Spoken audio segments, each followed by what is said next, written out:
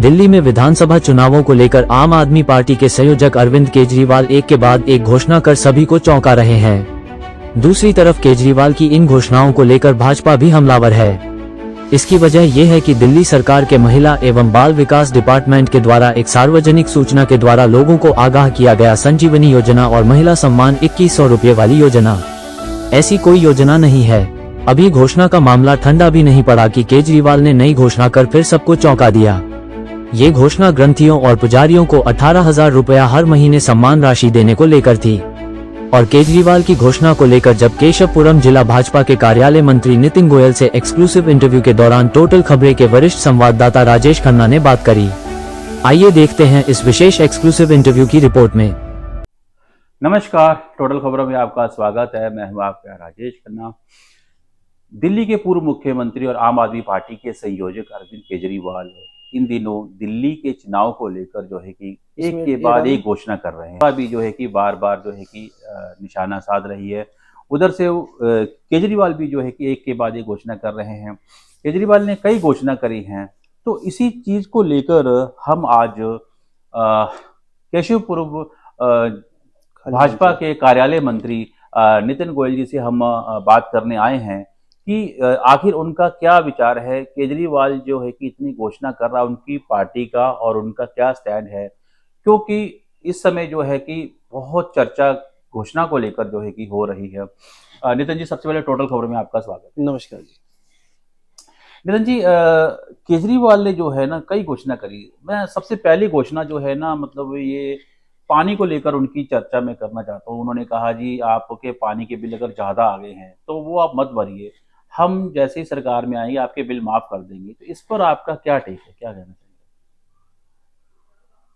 देखिए खन्ना जी, जब ये सरकार आज से 12 साल पहले सत्ता में आई थी, फिर उसके बाद 10 साल लगातार सत्ता में है। ये पानी और बिजली के मुद्दे पे दिल्ली में सरकार आई थी, केजरीवाल की सरकार। और आज लोग इतने हताश और परेशान हो चुके हैं बिजली के और पानी के बिलों से। या तो पानी आता ही नहीं, आता है तो वो गंदा आता है। और आज गंदे पानी के लोगों को बिल 18-18, 20-20 हज़ार रुपये, 30-30 हज़ार रुपये बिल भरने पड़ रहे हैं। इससे पहले मैंने अभी 3-4 कॉलोनियों में गया था, वहाँ पे मैंने खुद देखे हैं वहाँ पे कि पानी नहीं आ रहा और मीटर भाग रहे हैं केजरीवाल सरकार के।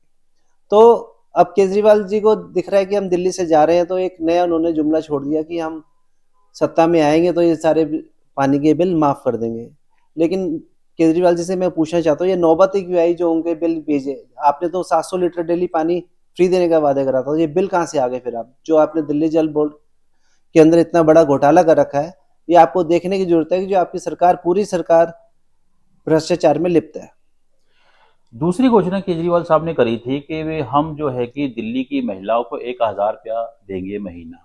पंजाब में भी घोषणा करी थी। पंजाब में जब चुनाव थे तो उस समय जो है कि घोषणा करी गई। हालांकि अभी तक कुछ ऐसी हमारी जानकारी के मुताबिक जो है कि शुरू नहीं हुआ।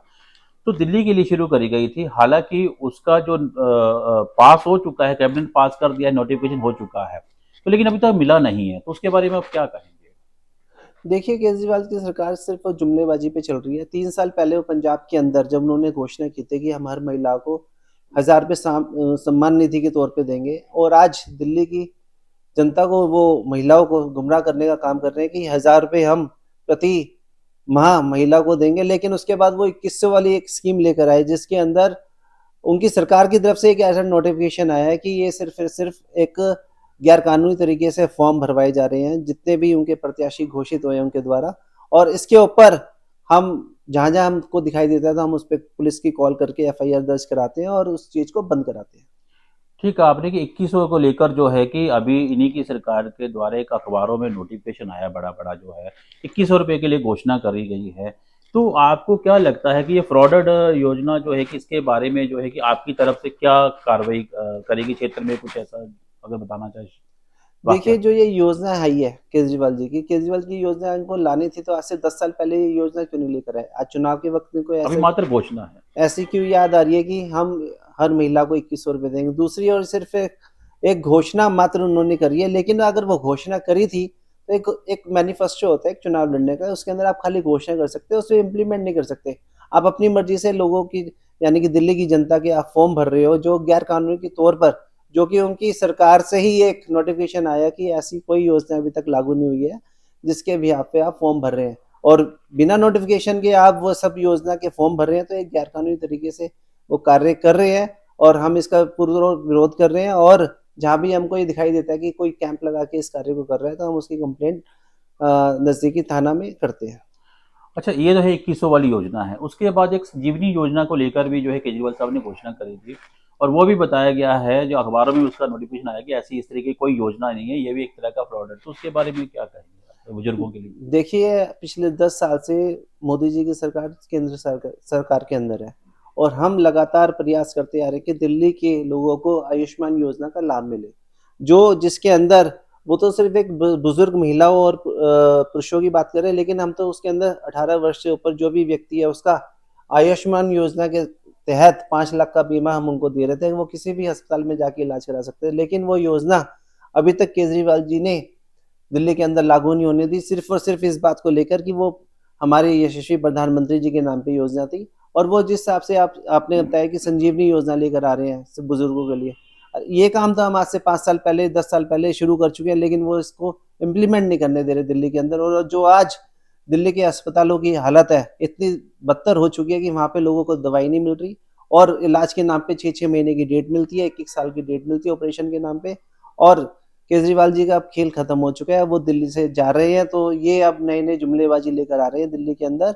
और अब मैं केजरीवाल जी को कहना चाहता हूँ, ये आपकी जो जितनी भी जुमलेबाज़ी थी अब पूरी हो चुकी है। अब दिल्ली की जनता ने मन बना लिया कि भारतीय जनता पार्टी की सरकार दिल्ली में बनेगी।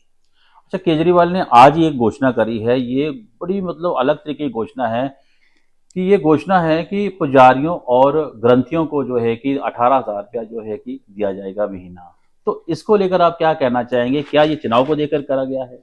देखिए, पिछले 2 साल से हमारा मंदिर प्रकोष्ठ काफ़ी एक्टिव है इन सब चीज़ों को लेके। और जो उन्होंने पूरी दिल्ली के अंदर पूरे मंदिरों के पुजारी इकट्ठे करके एक हमने जो ये लड़ाई लड़ी, आज उस लड़ाई को हमने जीता है। और केजरीवाल को ये चीज़ जो वो मस्जिदों में मौलवियों को जहाँ तनख्वाह दे रहे थे, हर महीने दे रहे थे, उसी तरीके से आज मंदिर के पुजारियों को उनका हक मिला है। और आने वाले समय के अंदर भारतीय जनता पार्टी की सरकार आएगी, तो हर चीज़ का, हर वर्ग का ख्याल रख के और हम आगे इस कार्य को बढ़ाएँगे। और हम इस फैसले का स्वागत करते हैं। और जो लेकिन वो उन्होंने इस फैसले को लेने में बहुत देरी कर दी। कल मंगलवार है, कल साल का आखिरी दिन भी है, केजरीवाल साहब कल हनुमान मंदिर में जाएंगे सुबह। तो इस पर आप क्या कहेंगे? आपका भी कल मंदिर जाने का कोई प्लान है? देखिए, हम तो सनातनी हैं, हम तो हर रोज़ मंदिर जाते हैं। हमारे लिए साल का आखिरी वर्ष हो या साल का पहला दिन, हम तो हर दिन ही मंदिर जाते हैं और प्रभु श्री राम के चरणों में अपना मस्तक झुकाते हैं और प्रभु से कामना करते हैं कि इस केजरीवाल को सुबुद्धि दे और केजरीवाल की जनता को शुद्ध पानी और शुद्ध वायु मिले, ऐसी हम कामना करते हैं। केजरीवाल की घोषणा को लेकर आप लोगों को क्या कहना चाहेंगे, एक ही लाइन में अगर हम बात करें तो? देखिए, केजरीवाल की 10 साल की राजनीति को सिर्फ एक छलावे की राजनीति है। 10 साल उन्होंने पूरी दिल्ली की जनता ने केजरीवाल की राजनीति को देख लिया है। सिर्फ और सिर्फ झूठ की राजनीति कर रहे हैं। आप आने वाले समय में आप भारतीय जनता पार्टी को मौका दें और देखिए किस प्रकार से भारतीय जनता पार्टी का एक-एक कार्यकर्ता दिल्ली को संवारने के लिए, शुद्ध वायु के लिए, अच्छे अस्पताल के लिए, अच्छे कॉलेजों के लिए, अच्छे स्कूलों के लिए और बच्चों के भविष्य के लिए कैसे कार्य करता है। तो ये थे हमारे साथ केशवपुरम कार्यालय मंत्री नितिन गोयल जी। आज इन्होंने जो है केजरीवाल की घोषणा के ऊपर जो है कि विशेष हमारे साथ बातचीत करी है, क्योंकि अलग अलग तरीके की जो है कि 5 तरह की घोषणा थी। अब देखने वाली बात ये होगी कि आगे इन घोषणाओं का जो है कि दिल्ली की जनता पे क्या असर होता है। हालांकि चुनाव की तारीखों का ऐलान होने का बड़ी बेसब्री से इंतजार किया जा रहा है। भाजपा की जो है कि उम्मीदवारों की लिस्ट भी अभी आनी है। तो ये सारी चीज़ों को लेकर अभी जो है कि थोड़ा-सा हमें इंतज़ार करना पड़ेगा। तब तक के लिए मैं आपसे विदा चाहता हूँ। नमस्कार, मैं राजेश खन्ना।